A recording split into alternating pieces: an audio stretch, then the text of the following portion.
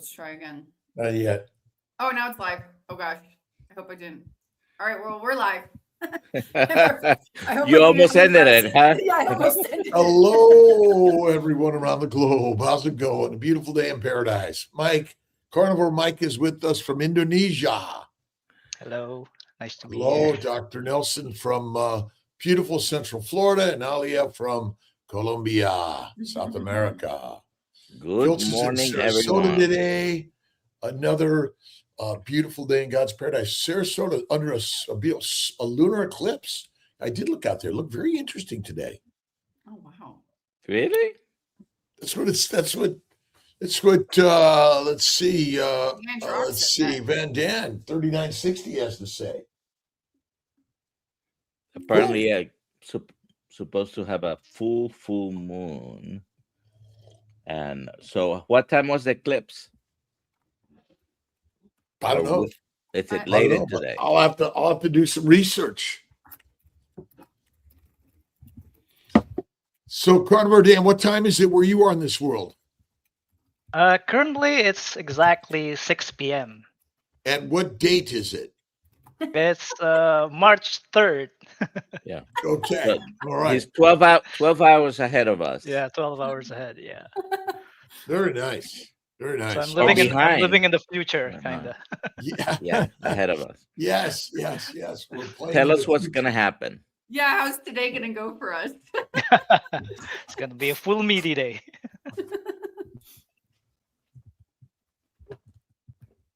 Well, why don't we start it off, Dr. Nelson? Right? All righty. So don't forget to put your questions in the chat. #KMT for a chance to win. What, Alia, today? Let's do a baseball cap. Baseball, KMT baseball cap. Mm-hmm. Please put the questions. Sometimes you don't put them quick enough. We don't have a bunch of questions, but please put the questions in the chat. And Mike, how long have you been carnivore? I've been carnivore for 5 years now. This March actually is my 5th year. Awesome. All right. So why don't you go ahead and introduce yourself and tell us your carnivore story. And you got sick, you got better. Yeah. Well, I've been carnivore for 5 years. I used to play for the national ice hockey team in Indonesia. So I've actually pioneered the national team. Long story short, I retired in 2018. Being an athlete, and as I started pretty young, I started playing since I was 12, I think. I got used to the habit of eating the healthy diet, right? It's the standard nutrition for athletes, basically. But after I retired in 2018, right after we got our first medal, my body crashed, like literally. In less than a year, I blew up. I gained about 20 kilos at least until I hit about 110 kilos, like a few years after. And the scary part, I wasn't eating junk food.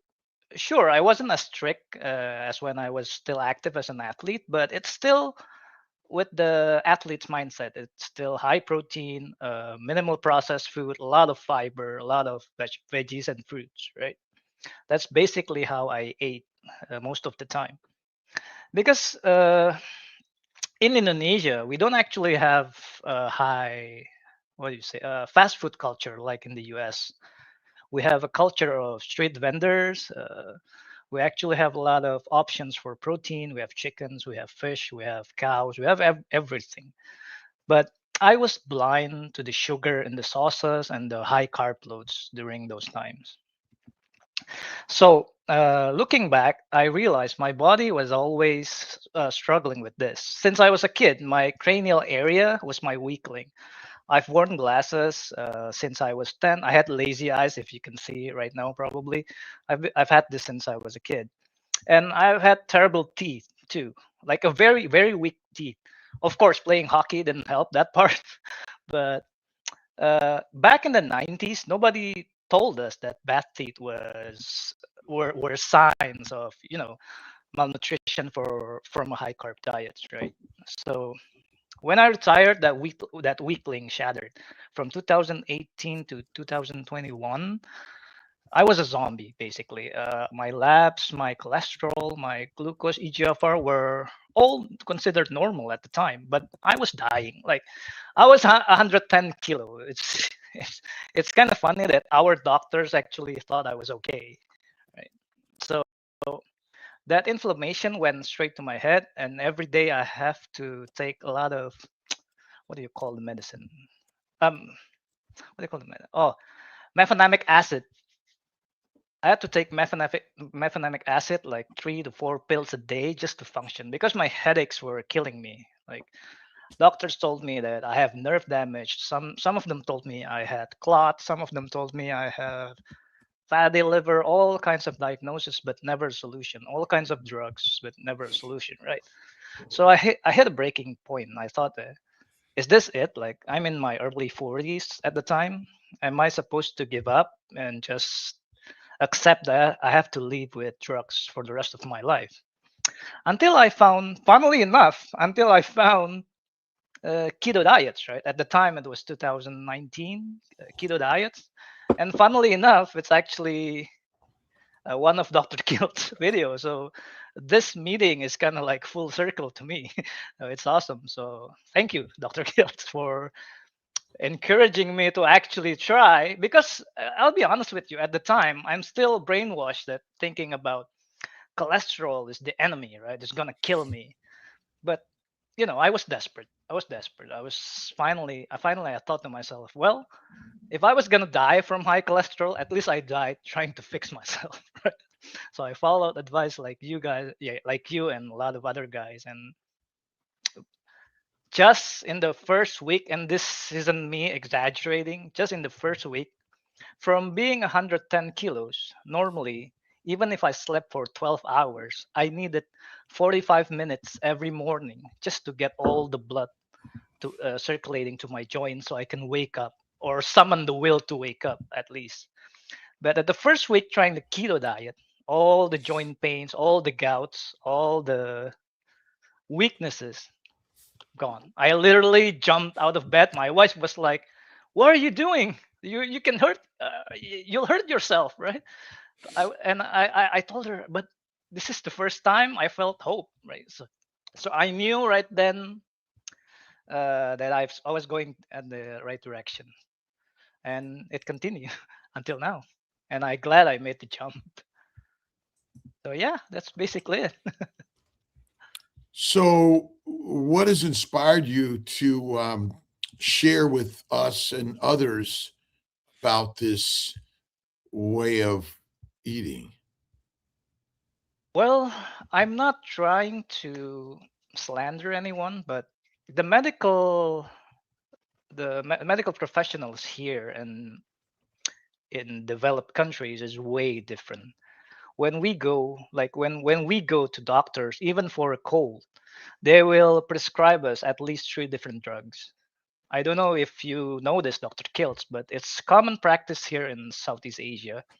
It's very different than my aunt who lives in the Netherlands. Her blood sugar was 450 at the time. She went to the doctor. The doctor said, change your diet, exercise, wait for 3 months, and come back. But here, it's definitely going to be metformin, all kinds of anti blood pressure medicine, maybe some vitamin supplements, and all these kind of things. It's very so.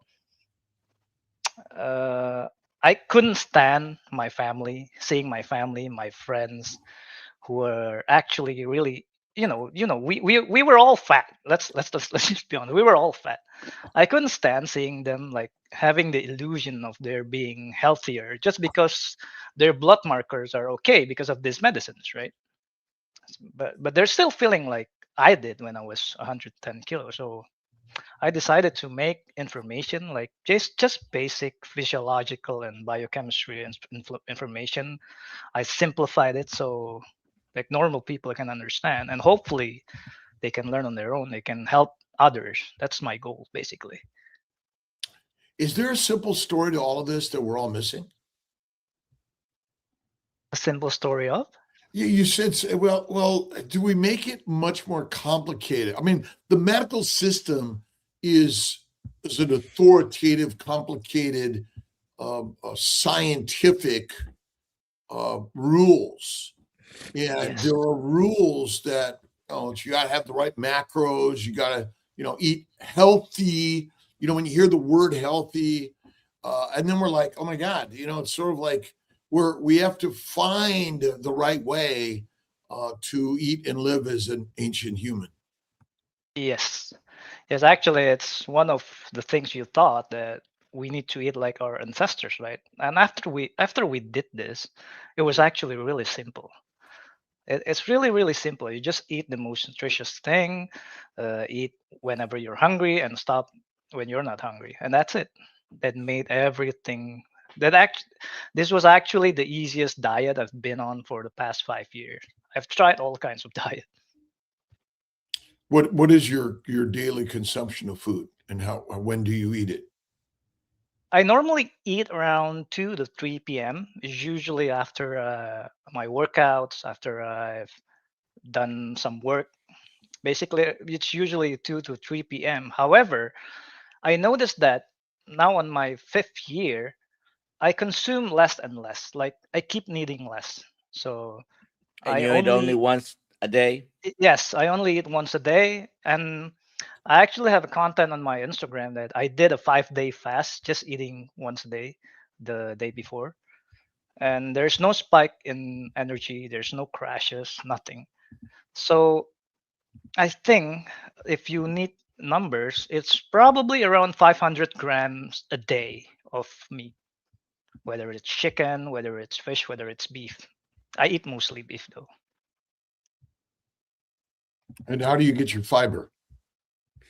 I don't. We've been led astray, and we're working to help teach our medical brothers and sisters, and our scientific brothers and sisters, and our primarily plant-based brothers and sisters that ultimately we've been taught the wrong advice, and that's our biggest problem. I agree. Biggest problem. Yes. It So is. can I ask you something, Dr. Kiltz? Like, Please. you've been educating people like from 2017, 18, I believe, about ketogenic, about low carb. What are the biggest challenge for you as a professional in the medical industry? Like, I really want to know. I think in Indonesians, also doctors in Indonesia, I feel like they need to know this, that it's actually a real thing, ketogenic, low carb, and carnivore, but the challenges are also real, right? So I want them to hear this straight from you. To change our mindset, this is our biggest challenge, and to be open-minded. What I've found in general is that we in science and the medical professions, really in so many of all professions, we become very, very bogged down in the beliefs we've been taught, and we're not open to opposite ideas. And I had a discussion with a podcaster recently, really, a highly respected person, and even us in the keto carnivore world, we're highly judgmental of others with really crazy radical ideas. And it's, how does the body work? Is there hard science? Is there absolute truth to the stories we tell, or not? So I would say it's open-mindedness is my seeing and knowing that most people, because in order to be a professional doctor in our environments, we need to follow the rules. Because if you don't, what do we call it, Dr. Nelson? I mean, there are standards of care, right? And if you're guidelines and standards of care, and if you're not following these, And probably the same thing in Indonesia. You go to the doctor and they give you these medications, and because this is the standard that has been created. And if you're outside of that, you will be chastised and you could lose your license to practice medicine. I understand that completely, because I've had a lot of doctors talk with me every day. Some of them are actually carnivores, but they are not allowed. They are instructed directly. They are not allowed to promote ketogenic or carnivore. Otherwise, they will lose their license. They will get blacklisted. All these things. So that's a real thing. Yeah. Yeah, I think that is the hardest part. And even talking to our patients about these things, there's a little bit of consideration that we're a little crazy, and they come to us, many of them, for what they hear and think they know as the standard practice of what we do, and they came for shot pill surgery. Now, I'm not chastising anyone in this, because it's the nature of all of us. When it's and keto and carnivore, it's like changing your politics or religion, or your culture that you were raised in, and it's so foreign to our brain. But I do believe the beauty is, with social media expanding our methods of sharing ideas around the globe, it's changing the face, but it takes time, persistence, and you can only, people hang out, they like, oh, there's another keto carnivore stuff, let me go on, let me, oh, well, here's a lie, oh, who are these crazy people, and talking about these things, and they label themselves carnivores. Well, they must be crazy. Two crazy ketos, right? And crazy carnivores. So what do your family think about the way you eat? I mean, 5 years, you've already, most of the close family, friends, circle of people probably know the way you eat. What do they think? So my family is, I'm actually pretty lucky. My family is very supportive of me, because they saw it with their own eyes, right? From 110 kilo, now I'm back to 67 kilograms and fit. And how tall are you? I am 168 centimeters, so about 5'6", pretty short. Tall, Anyways, tall, not really. tall, Yeah, 5'6", tall. yeah, and anyway, so my family has been pretty supportive of me, but I know my friends' family, and a lot of I do have a Facebook community called Carnivore Indonesia. We're actually gonna have our first event of 200 people on April 18th. So I'm gonna send you pictures if you want. And a lot of them actually. So there's a lot of culture in Indonesia, like you said. It's same like changing religion, changing culture. I agree. We have a lot of culture in Indonesia, as like, for example, ethics. If I invite you to my house, and I invite you to eat, and you don't eat, that can be an issue. That really can be a big issue. There's also a very strong myth in Indonesia that if you haven't eaten rice, then you haven't eaten. So that's like, after you eat a lot of meat, you have to eat rice. I actually just put a question for you there, Ali, if you can bring it up, because it has to do with what he's talking about. And we got several questions here. Let me see. Where is your okay? In Indonesia, rice is often seen as a life-giving staple. How do you address the cultural fear that you haven't eaten if you haven't eaten rice? Exactly. This is a very famous one. Well, like I said, at the time I was desperate, right? So I will follow people like crazy doctors like Dr.Kiltz if it saved me, right? So, but it did. So I learned that carbs are not essential, fibers aren't essentials. Therefore, I would I would now position myself as kind of like a zealot, kind of like a fanatic sometimes, because I would have to reject a lot of cultures, and maybe it offends people, but I always told them this: if I get sick again, if I get fat again, who's gonna pay my hospital bill? You? No, it came out of my pocket. I already spent like I don't know how many grand, but I don't want to have to go through that again. So it's kind of, my positioning is kind of like this. It may sound harsh for a lot of Southeast Asian culture, but it really depends, right? It really depends whether how desperate are you. I think that's what I think. Are you seeing more people that are coming to the keto carnivore lifestyle and sharing it in Indonesia? Yes, very much so. It's really funny. Even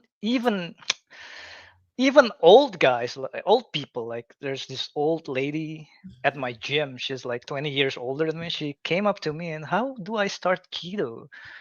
Do I need grass-fed beef? I was like, where did you learn this? So yeah, I agree that social media really helps spread the information. And the point of my community and my page is to direct those people so they don't do the wrong style of keto, do the wrong style of carnivore, or get tricked by some supplement selling guys or whatever.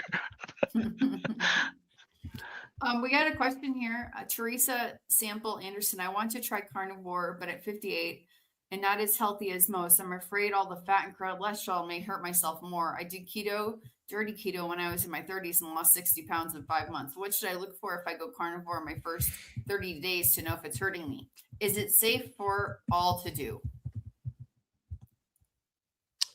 Mike. Me? Yeah. Yeah. Okay. These are live questions, yeah? Yeah. These are live questions happening right now. So, Teresa, if you're talking about safe, carnivore is safe because basically that's how we're supposed to eat. That's a species-appropriate diet. When you did dirty keto and losing 60 pounds is a sign of that, right? Sign of positive things. What you should look for in your first 30 days, the most and crucial thing is probably salt intake, because you're changing from a high insulin load to a low insulin load, which means you're gonna hold a lot less salt. You're gonna need salt to keep you hydrated, to keep your electrolytes, so you don't get that keto flu, or you don't have you don't have the symptoms as bad as if you're dehydrated. So yeah, it's actually safe for everyone. If you're afraid of cholesterol, it's 2026. Cholesterol was never the cause. Cholesterol is just the indicator of your metabolic context. Like, correct me if I'm wrong, Dr. Kiltz. Like, it's not supposed to be a indicator of cause of cardiovascular disease, but it could be an indicator whether you're sick or whether you're healthy. So yeah, go for it, Teresa. No, you're absolutely right. It's an interesting one.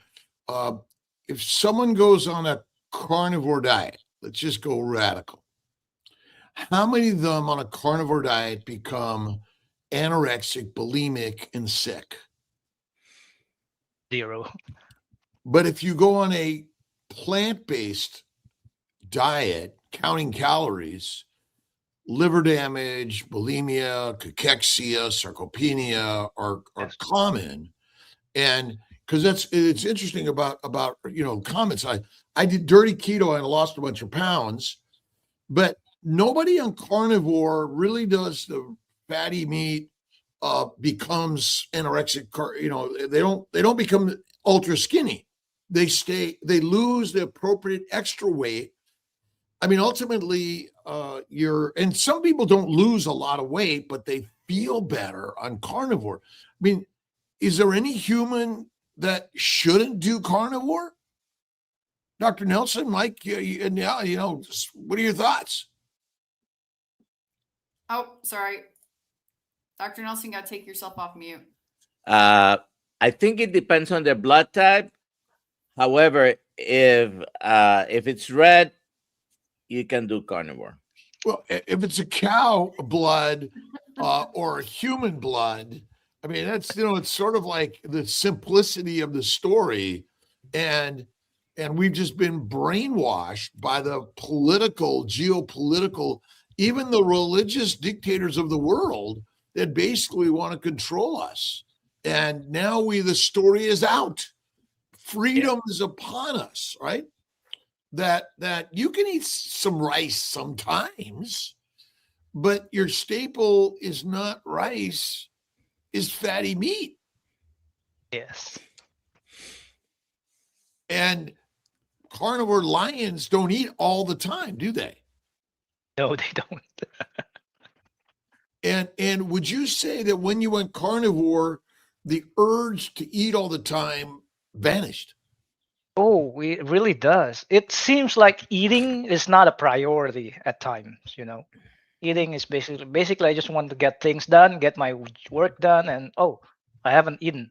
Okay, well, what do we have in the fridge? Let's see. Oh, I'm lazy to cook. Then don't eat. It's that simple. Your more problem is food access.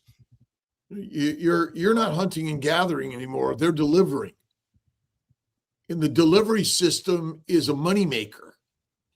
It starts with the sale of the food. Then it goes right to all the diseases we get, the doctors, drugs, dissections, and more, which ultimately keep us weak and meek and controlled. Slaves, soldiers, peasants, and prisoners. All of us around the world. All peoples around the world are being captured, controlled, and killed on a plant protein, low animal fat diet.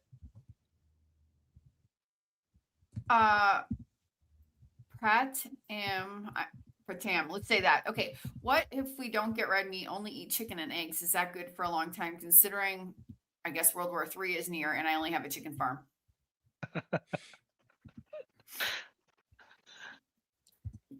There you go. Mike? Me again? Yeah. You're our Indonesian expert today. All questions are for you.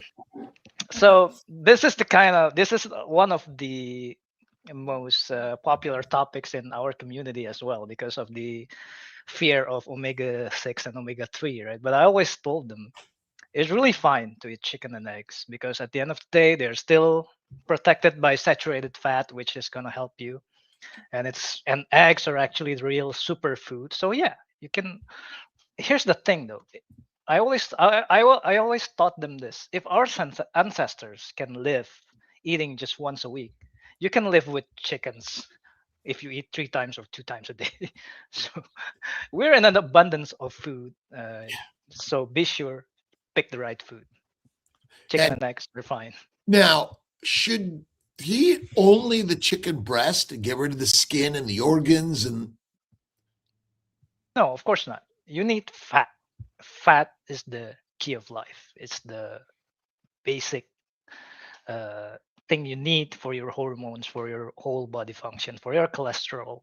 So yeah, you shouldn't. It's 2026, like I said. You shouldn't fear meat. I've had a lot of content in my Instagram and my TikTok teaching about the history of how cholesterol becomes the fear-mongering thing that it is today, and how the industry tricked us in this, like Dr. Kiltz explained to you guys. So here, the expert, not just me. If you don't believe me, there's Dr. Kiltz and Dr. Nelson and Alia here, who are more experienced than me, more credible than me. So no, I'm not talking out of my bum. The explorers explored and exploited the exploitable around the globe. And basically, we're all captured slaves around the world. We're living a slave, soldier, peasant, and prisoner lifestyle. They controlled us because they captured us through commerce and control of commerce, taxes, tariffs, and controlling, and basically saying, here's the food you're going to eat. And there is meat, but it's lean meat. This is part of the biggest problem when you go to the butcher.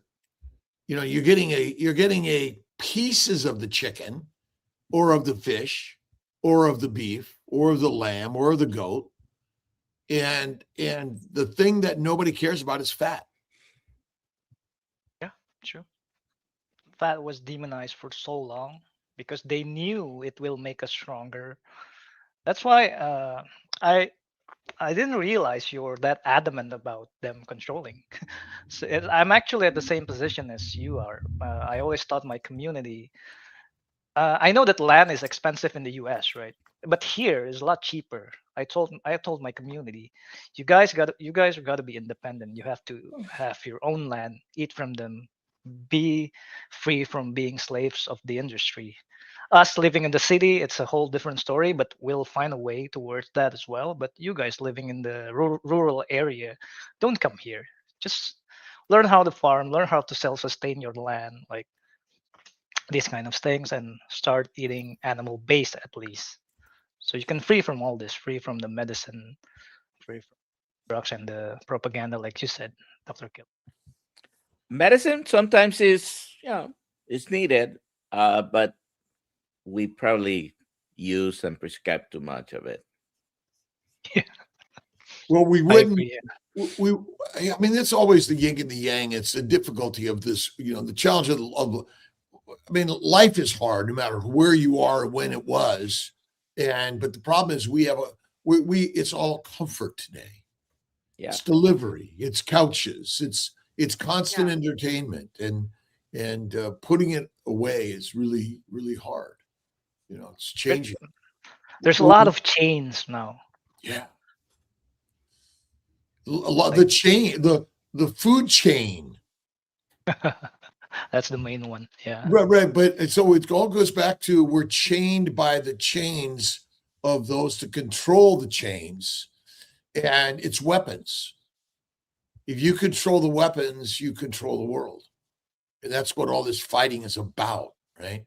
And our message. And even in America, a huge amount of control that is really, really tough. You want to read that? Indonesian people almost all thinking, protein can ruin and destroy the kidney. They're thinking root cause, I guess, from uric acid, joint pain, from animal protein. Well, nobody eats protein, by the way. You either eat animals or plants.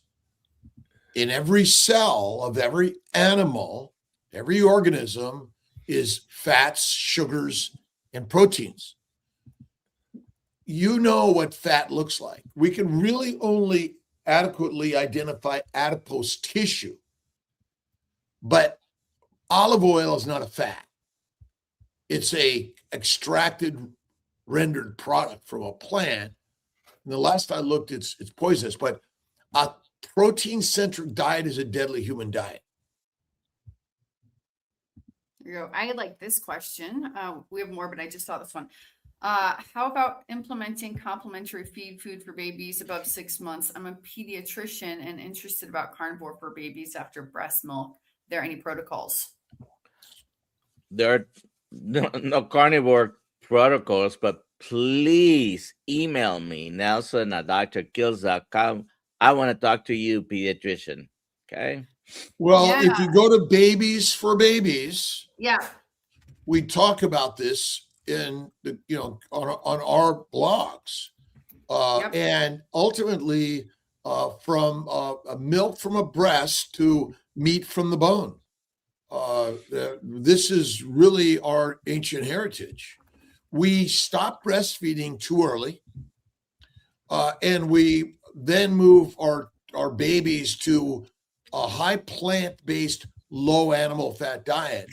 And so absolutely bone marrow, bone broth, brains, fatty meat, organ meats are all part of a healthy diet, because plants are very antigenic, allergenic, and they ferment in the gut.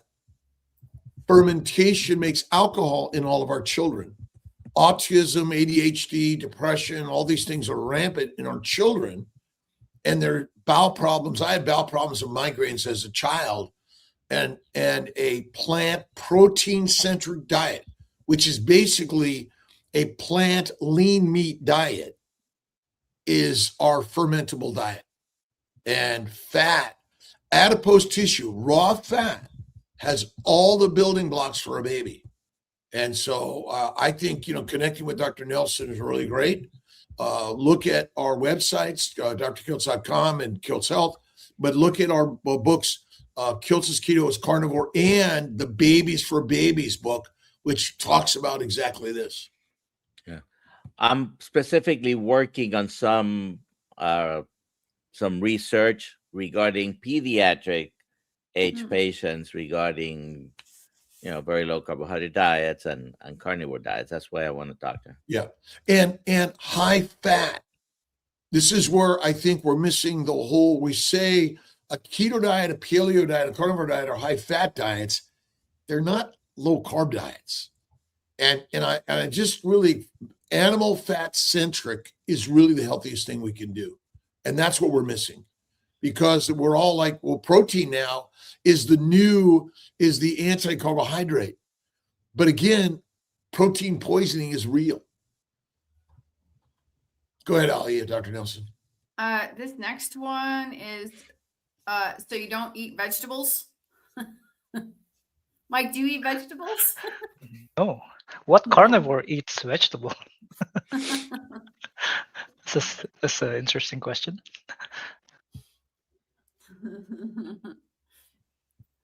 Back when I was in high school, I cooked at KFC. Don't eat it. No, don't eat it. Well, again, why not? What is it about KFC chicken? Is it just nice chicken fried in tallow, lard, and here's your fried chicken?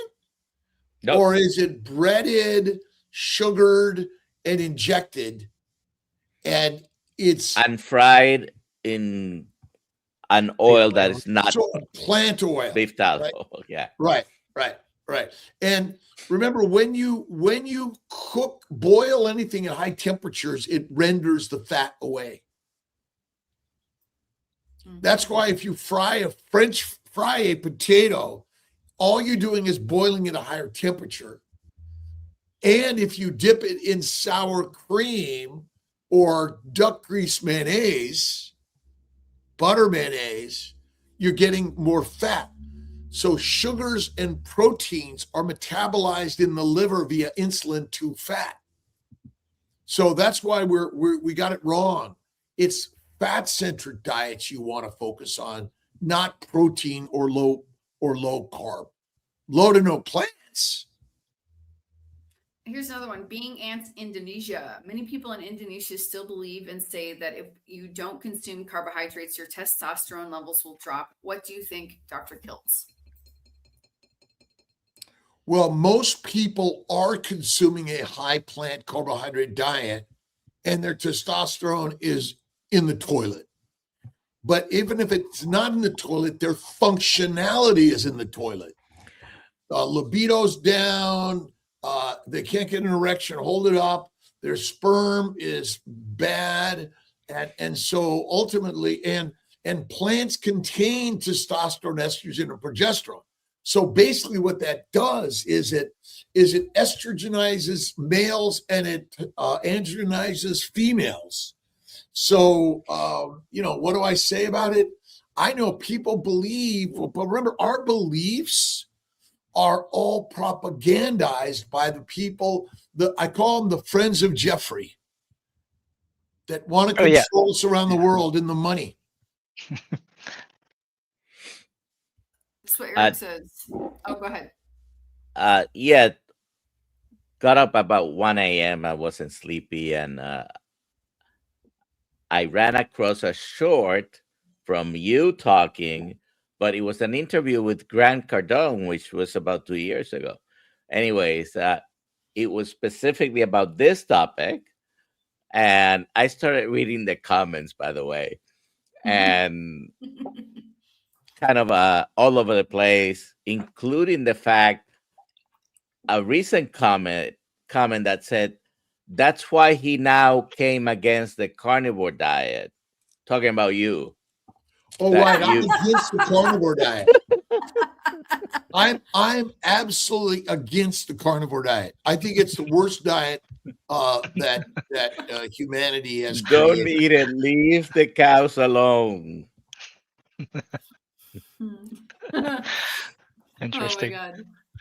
Eric says his testosterone went from 380 to 800 on carnivore. But this is actually universal. A lot of guys, a lot of older guys in our community, 60, 70, they keep reporting the same thing. Testosterone went up to 800, 900. My testosterone did not rise. Oh, really? That's correct. But the function of my testosterone cells work fine. When was the last time you checked it, though? Oh, about a year or two ago. Okay. Look, all I can tell you is that, again, the numbers lie. All right. So remember, there's a range for everything anyway. Yeah. Yeah. But a lot of the testing is actually a deception. Oh my God, my numbers aren't good. Wow. It's remember, you were graded in school, correct? Yes. Do grades help us or hurt us? Actually hurting us. Yeah. Comparison is deadly.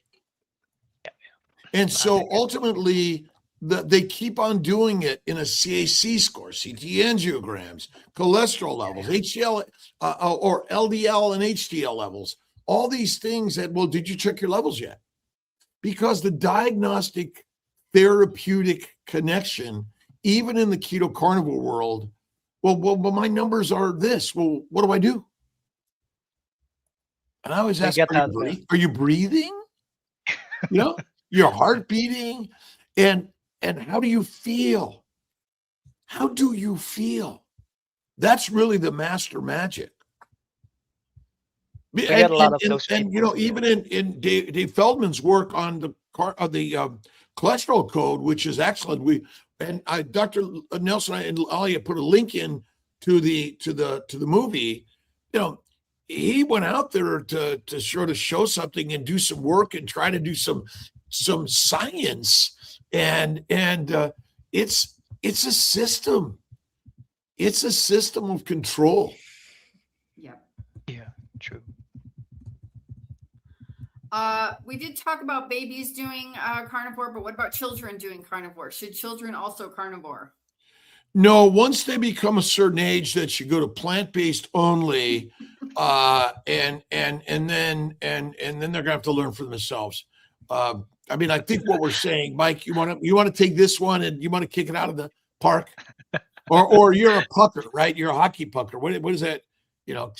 Clear it across the ice.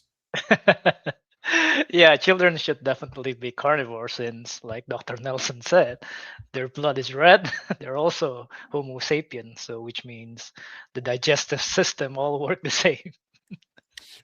I mean, Dr. Nelson, did you have health issues as a child, as an adolescent, as a teenager? Not really. I had migraines, I had bowel problems, and it's sort of, I had relationship problems. But as a child, the thing is, a lot of children are very resilient, or most children are. Although in this day and age, for some reason, there is such, the diet has gone, it's bunkers. Well, children getting type 2 diabetes. Well, back when I was a kid, the children's hospitals were growing new wings every day. Oh, really?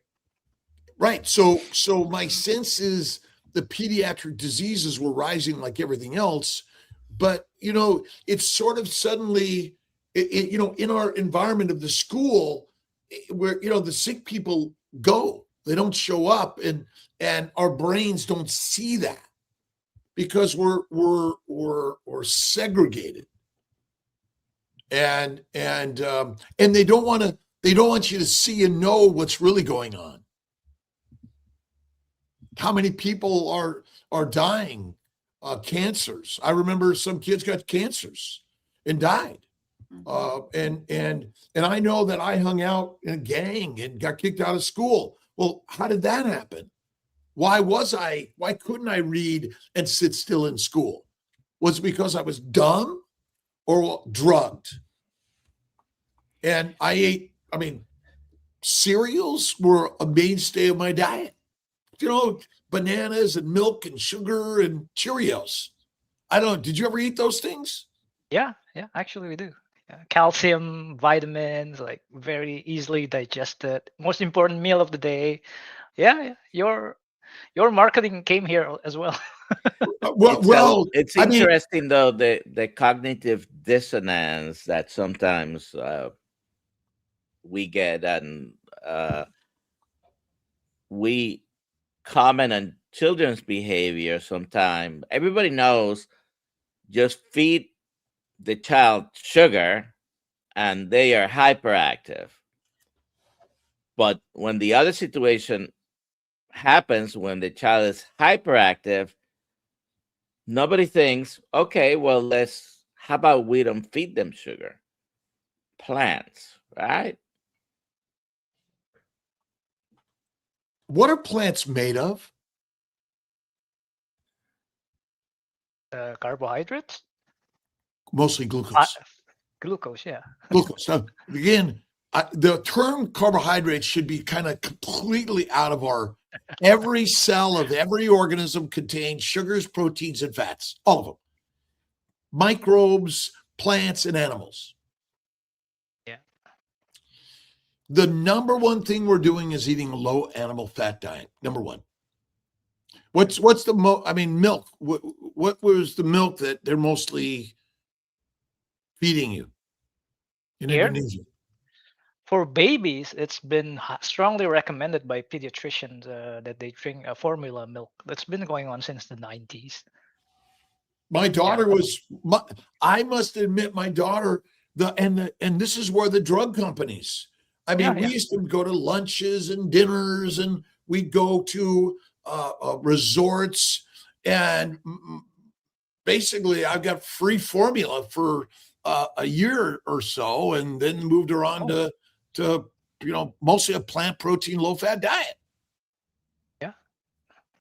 And we've been so beaten into the message, the fruits and vegetables, seeds and nuts, cereal and salad. Dr. Nelson, the label heart healthy, is that on cereal boxes? Yeah. All you have to do is pay for it. Right on. So Cheerios pays the American Heart Association to be able to use the proprietary label. Yeah. Where did they put that on the butt of the beef? Is it? They should. Yeah. They should. Yeah. What about this question? Do you think we need minimal gram amounts of protein per day? Like, how many grams of protein should we eat per day? Do I answer this? Scientism. Controlled marketing. What is it how is it that lions calculated? So there, if you're talking about minimal grams amount, there probably is a minimal amount, but we don't have any accurate measurement made by humans. This is one of the things I also taught my community, that you eat until you are satiated. That's the most effective measuring tools, right? Sure, you don't get it right the first time you try carnivore or keto, but after a while, you'll know when you want more protein, when you want more fat. That's the most accurate thing. And like, I agree with Dr. Kiltz, because what's the measurement nowadays from the bro science, like 2.2 times gram per body weight? Yeah, I call it bro science. Who can eat 2.2 grams of protein per body weight, right? That's just ridiculous. I've actually tried it because when I first started keto, I was really active, right? So I got really skinny. Then I thought I was pumping hard at the gym. I'm taking more protein, but it didn't help. No matter if I ate two times or one time, the growth is just the same.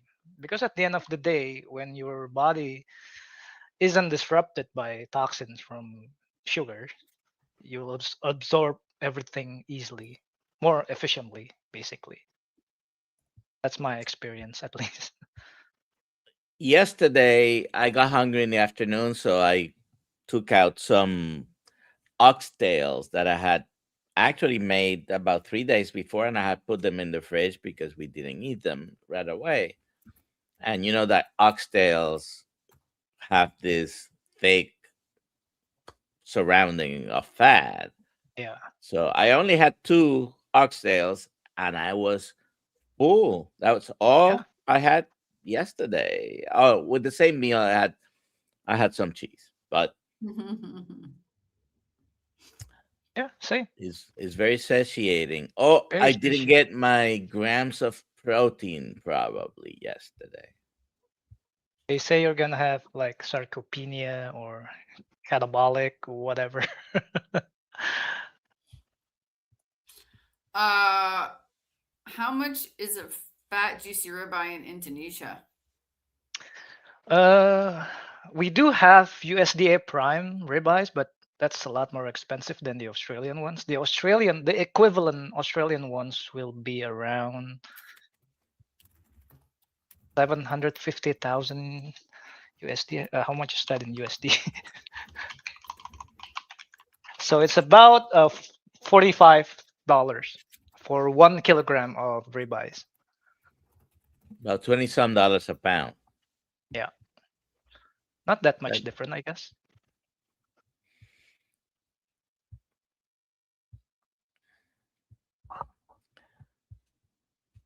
Any other questions, Alia? Sorry, I was muted. But isn't it more expensive? Like, what's your economy like? What's the dollar versus the Indonesian? So our average salary here in Jakarta is about $300 now. That's the minimum wage in Jakarta.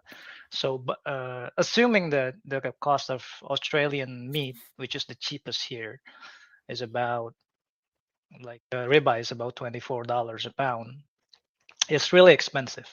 So the way we solve this is by using like secondary cuts. That's actually one of my. How about ground beef?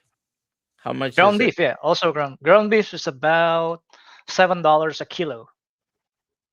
Okay, that's not too bad. That's not too bad. Yeah. Yeah. Okay. Here's a question for Dr. Kiltz. Janice Audrey, is enough for eating only beef butter and some fish for carnivore, beef butter, eggs, and some fish. I don't need any organs. I'm PCOS. I got my period once a year. Been doing carnivore for 5 months, and my cycle is slowly improving. I am healthy and well, and I'm a beautiful woman. I like the lioness I have been born to be. And, bacon, eggs, butter, beef, salt, intermittent feasting, Kiltz's ice cream from time to time if you choose. And I would say this is the healthiest thing. We've seen so many women with plant-caused ovarian sickness, PCOS. It's a plant protein disease. By the way, lean meat. And so, it's the very best, and keep going. But this is where fasting, to me, Dr. Nelson and I did 15. He did 22 days last year. We're going to push it again this time. Sometime this year, we'll do a 2 to 3 week fast, and we'll see and maybe we'll get to 4 weeks. I don't know. But fatty meat, salt water, and fish is okay. Chicken's okay. Goat, lamb, iguanas. Iguanas. But do you have very fatty, right? Do you have goats, lambs, both in Indonesia? Yes, actually, goats, lambs. They're more preferred here in Indonesia, actually, considering it's a Muslim country, majority Muslim country. Who were the invaders first to Indonesia? The Portuguese. The Portuguese. And then the Dutch, Right, and the Portuguese came there in order to sort of bring goodwill and kindness and love. Probably, yeah, but But the Portuguese wasn't here for long. They kind of handed us over to the Dutch. Probably some Was that bureaucrat. peaceful? The Portuguese, yes. The Dutch, kinda. But then after the Dutch was the worst. It's the Japanese. But weren't the Portuguese and the Dutch and everyone on a quest for spices? Yeah, they do. Yeah. But you got to read the Spice Island story. Yeah, we were the spice destination at the time. Like people from all over Europe came and took our spice. They didn't actually take our spices by force. The one who came here were like traders. They're basically traders. Like they're not the Dutch government or whatever. Traders? They were the VOC, if you know them. There's basically this company of traders. But they did pay our people. They didn't force us to work like the Japanese.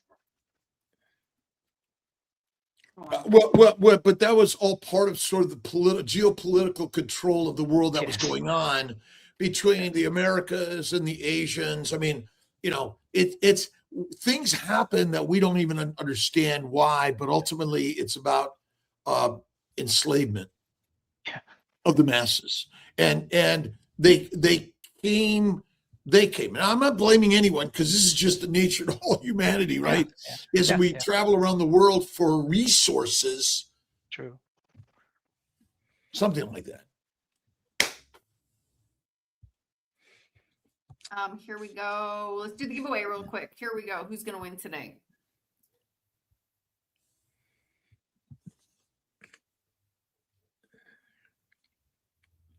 Booby Goats, what is the most what is the most important? Booby Goats, we love you. What is the most popular beef cut in Indonesia? It's the one used in a dish called rendang, if you know it. It's basically parts of the chuck. That's the most popular one. Nice. Brainwashing.